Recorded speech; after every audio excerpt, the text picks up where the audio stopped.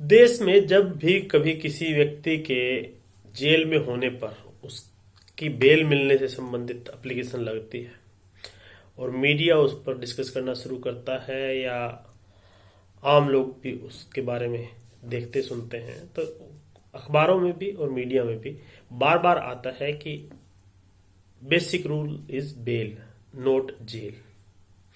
अब ये जो क्रिमिनल लॉ का एक प्रिंसिपल कह लीजिए, अब ये आया कहां से? ऐसा कहा जाता है कि भारत में क्रिमिनल लॉ में बेल कॉमन है और जेल एक्सेप्शन है।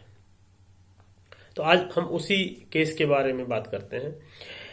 1977 में एक केस डिसीजन आया था सुप्रीम कोर्ट का, 2 जजों की बेंच थी जिसमें जस्टिस कृष्णा अय्यर और जस्टिस उंटवालिया थे, और वो एक केस की सुनवाई कर रहे थे जिसमें state of Rajasthan Jaipur versus Balchand alias Ballia, ये केस था। और इसमें केस में इशू ये था कि जो बालचंद था उसने जो उसके ऊपर जो भी एक्यूजेशन थे, जब उसका ट्रायल चल रहा था ट्रायल कोर्ट में, तो उस समय वो बेल पर था।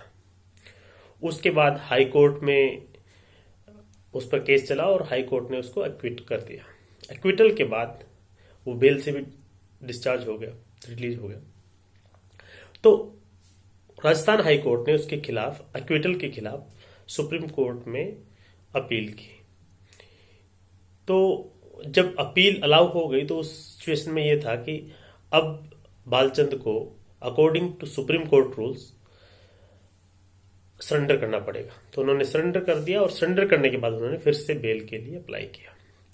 तो बेल के लिए जब उन्होंने अप्लाई किया तो उस मामले में जब जजमेंट आई तो वी आर कृष्णा अय्यर जो जज थे, एक जज थे 2 जजों की बेंच में, तो उन्होंने ये जजमेंट लिखी और उन्होंने कहा कि bail is the basic rule and not jail.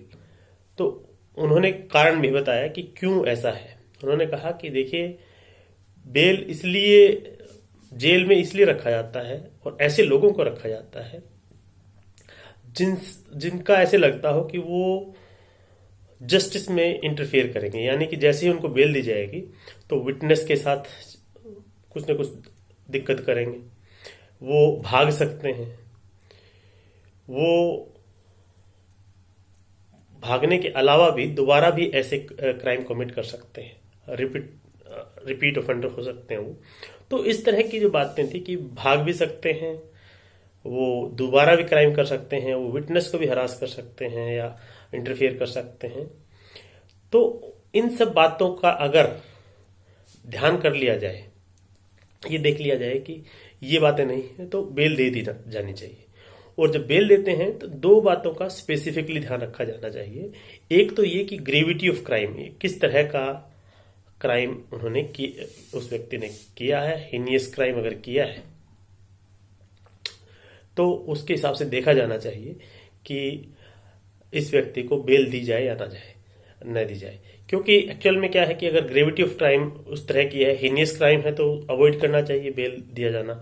और दूसरा, अगर ग्रेविटी ऑफ क्राइम ऐसी है कि वो लंबे समय तक जेल में रहने, पुनिशमेंट होने की प्रोबेबिलिटी है, तो हो सकता है ऐसी कंडीशन में अगर उसको बेल दी जाएगी तो वो भाग भी सकता है।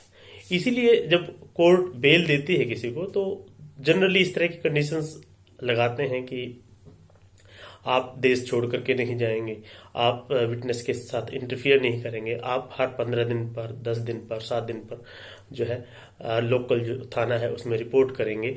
और भी कई तरह की कंडीशन लगाई जाती है। और इस केस में भी यही कहा गया, चूंकि ट्रायल के समय और हाई कोर्ट में जब केस था उस दौरान जो अक्यूज था बालचंद, वो बेल पर था, और इसलिए उस पर जो कोर्ट ने एक तरह से ट्रस्ट डिपॉजिट किया था वो उसने मेंटेन किया था। तो इसलिए उस केस में कहा गया कि जो ओवरऑल जो सिचुएशन है केस की, वो बालचंद के खिलाफ नहीं है और ऐसी कंडीशन में बालचंद को बेल दे दी जानी चाहिए। कोर्ट ने यह भी कहा कि जो श्योरिटी और बेल बॉन्ड का इशू होता है, तो उन्होंने कहा पिक्यूनरी बेल की बात, जो जैसे 50,000 रुपए का, 20,000 रुपए का, 10,000 रुपए का, 5,000 रुपए का जो श्योरिटी रखी जाती है, उस पर उन्होंने कहा कि इसकी बजाय बेहतर होता कि जो व्यक्ति एक्यूज्ड है और जिसको बेल दी जा रही है उसके अगर रिलेशन में कोई हो, रिलेटिव हो, या जिस ऑर्गेनाइजेशन में वो काम करता है उसकी तरफ से अगर अंडरटेकिंग ली जाए तो वो ज़्यादा बेहतर होती। लेकिन चूंकि अभी तक ये एक तरह से पिक्यूनरी बेल का सिस्टम चल रहा है, इसलिए 5,000 रुपये अगर बालचंद श्योरिटी देगा तो उसमें उसको बेल दे दी जाएगी डिस्ट्रिक्ट कोर्ट के डिस्ट्रिक्ट जज के सामने। तो ये एक लैंडमार्क जजमेंट है, छोटा सा जजमेंट है, 1977 का ये जजमेंट है। Justice V R Krishna Iyer और जस्टिस उटवालिया की बेंच का दिया हुआ ये डिसीजन है। और 1977 के बाद से बार बार कोर्टों में, नीचे की कोर्ट से लेकर ऊपर के कोर्ट तक, जब किसी को बेल दी जाती है तो जनरली ये कहा जाता है bail is the rule and jail is exception.